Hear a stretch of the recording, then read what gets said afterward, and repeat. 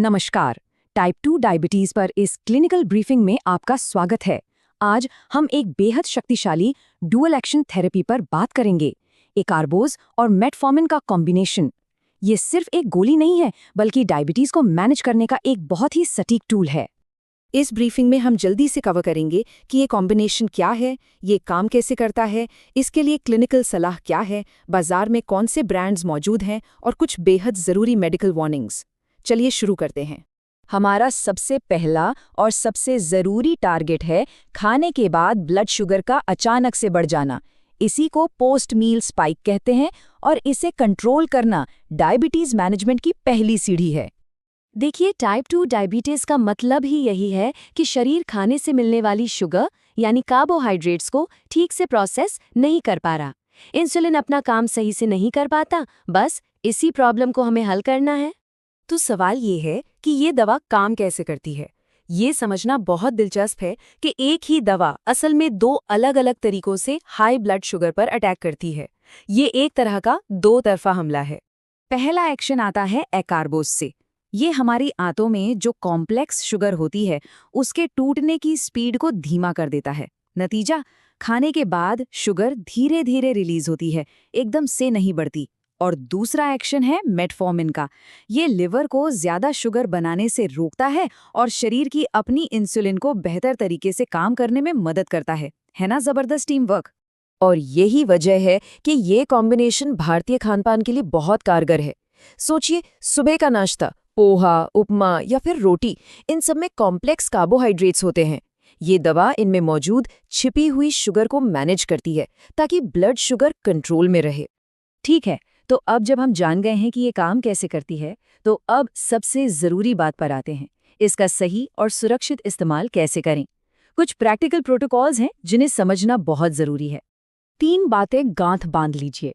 1, दवा हमेशा खाने के साथ ही लेनी है ताकि पेट में कोई गड़बड़ी ना हो। 2, ब्लड शुगर की नियमित जांच करते रहना है। और 3, जो सबसे अहम है, दवा कभी भी मिस नहीं करनी है। यही अनुशासन आगे चलकर आपकी किडनी और आंखों को डायबिटीज के बुरे असर से बचाएगा। अब एक जरूरी साइड इफेक्ट की बात करते हैं जिसके लिए हमें हमेशा तैयार रहना है, हाइपोग्लाइसीमिया। आसान भाषा में कहें तो ब्लड शुगर का खतरनाक लेवल तक कम हो जाना। ऐसा कद हो सकता है अगर डायबिटीज की कोई और दवा भी चल रही है, या शराब पी है, या फिर खाना टाइम पर नहीं खाया। खासकर नवरात्रि या रमज़ान जैसे उपवास के दौरान बहुत सावधान रहना होता है, क्योंकि उस समय शुगर क्रैश होने का खतरा बढ़ जाता है। अगर कभी शुगर लो हो जाए तो 15-15 का नियम याद रखिए। पहला, लक्षण पहचानिए, ठंडा पसीना, कंपकंपी या घबराहट। दूसरा, तुरंत एक्शन लीजिए, अपने पास हमेशा कैंडी या ग्लूकोज जैसी कोई चीज़ रखिए। और तीसरा, फौरन कोई मीठी चीज़ या फ्रूट जूस पी लीजिए। चलिए अब एक नज़र भारतीय बाजार पर डालते हैं और देखते हैं कि इस कॉम्बिनेशन में कौन कौन से ब्रांड्स उपलब्ध हैं। यहाँ आप भारत में टॉप 5 ब्रांड्स देख सकते हैं। हाँ, इनकी कीमतों में फ़र्क हो सकता है, लेकिन क्लिनिकल नज़रिए से ये समझना ज़रूरी है कि जेनेरिक दवाएं भी उतनी ही असरदार और सुरक्षित होती हैं। उनकी क्वालिटी के स्टैंडर्ड्स भी बिल्कुल सेम होते हैं। अब हम एक बहुत ही गंभीर, हालांकि दुर्लभ साइड इफ़ेक्ट पर बात करेंगे। इसके बारे में सबको पता होना बेहद ज़रूरी है। कृपया ध्यान से सुनिए। इस स्थिति का नाम है लैक्टिक एसिडोसिस। ये तब होता है जब खून में लैक्टिक एसिड बहुत ज़्यादा बन जाता है। ये होता तो बहुत कम है, लेकिन ये एक जानलेवा मेडिकल इमरजेंसी है। इसके रेड फ्लैग लक्षण क्या हैं?